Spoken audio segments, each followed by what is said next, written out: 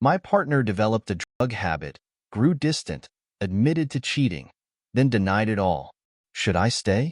I met a man who I thought to be charismatic, loving, caring, handsome, everything I could have wanted. We got on so well, we were inseparable.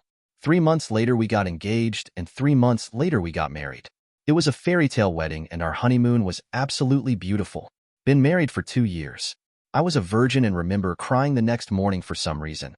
I thought because I lost a sense of my innocence I wasn't sure. I noticed that my husband's attitude towards me seemed different the morning after our wedding. I remember asking him what was wrong because he seemed slightly distant or cold. He said nothing, so I brushed it off, but ever since then I noticed a difference in his behavior towards me. Nothing major.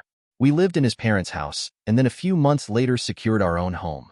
A few months after moving into our own home, he started smoking weed every day, a habit I thought he had quit a long time ago, but something that started in his teen years. He also did other drugs occasionally for the fun of it, which were experiences that we bonded over, as I had never been exposed to these things in my life. He smoked weed for 1.5 years of our marriage. I tried getting him to stop, but ultimately it was something that had to come from him. My trust issues with him started when I noticed his change in attitude towards me. I didn't understand how someone could just change suddenly, so I naturally questioned things. Since the beginning of our marriage, I saw increasingly suspicious behavior over time, starting from scratches and marks on his body, to marks on our bed and walls that could easily be explained away. One day, I saw a bank charge for something unusual. I asked him about it. He said it was a game, and then admitted he paid for a live online video chat with a woman. I made it clear that this was borderline cheating for me, and it was not acceptable, and that if cheating ever was to happen, I would be out. A month later, I found a lipstick stain on a glass in my dishwasher, so I searched his car and found a pantyhose sock with the same lipstick color underneath where his spare tire goes and condoms underneath his driver's seat. He said the lipstick on the cup could have been mine.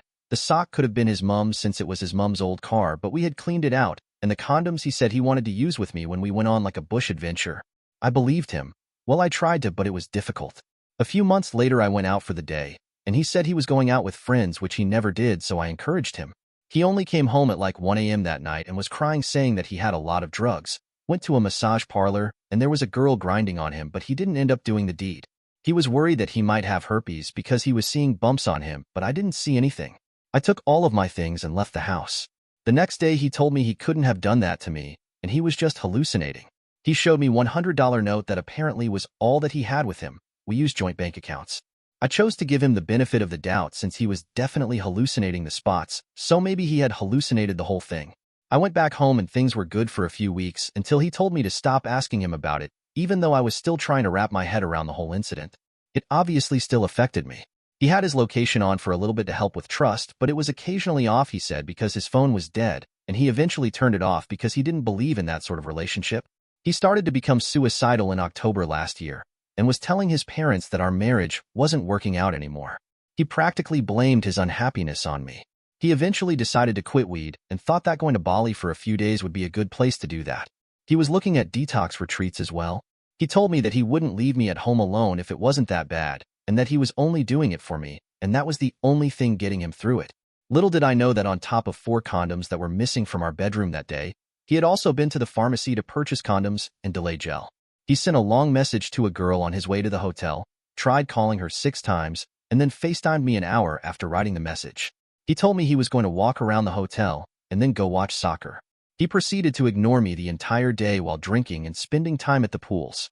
He then called me the next morning telling me that he doesn't know what happened the previous night, that he had downloaded Tinder, checked the cameras, and a woman went to his room for 20 minutes and was scared of having herpes on his lips, which again I couldn't see. He said he drank 36 beers and tried to swim out into the ocean to drown himself, but a lady pulled him back out and he woke up on the shore. He then again ignored me the following day, continuing to drink until he worried his loved ones. He said that he was trying to commit suicide and said goodbye to his family. The hotel reception staff told me that he was okay. He had just made a mistake with his wife. Above everything, all I cared for was his well-being, and sent his brother to go and get him. The next day, he was crying at the bar, calling me to go and get him because he was in such a bad state and scared of himself. His brother went to get him. When he got back, I got him hospitalized for 2 weeks until he started antidepressants. We bonded a lot during that time, and I was there for him every day. I confronted him about the missing condoms from our house. He said he intended to cheat, but when it came to it, he didn't end up doing it. After a few weeks of being back home, we started having arguments, and he was threatening me with getting a second wife. I shut off towards him emotionally and decided to finally go through his phone, which is when I found the message he sent to the woman wanting to commit to her. I took all of his things to his parents' house, but he came home and I confronted him about the message and he said yep. I asked him about the massage parlor incident, and he said yep, that day I embarrassed myself because I couldn't perform, I had too much drugs. For me that was it, so I left. Now a month later I have cut all contact, but he is sending me emails saying that he never cheated on me and that he was drunk when writing that message and that he only admitted to the massage parlor incident because he was angry that day because my dad was threatening him. TLDR. My husband keeps saying he cheated and then takes it back.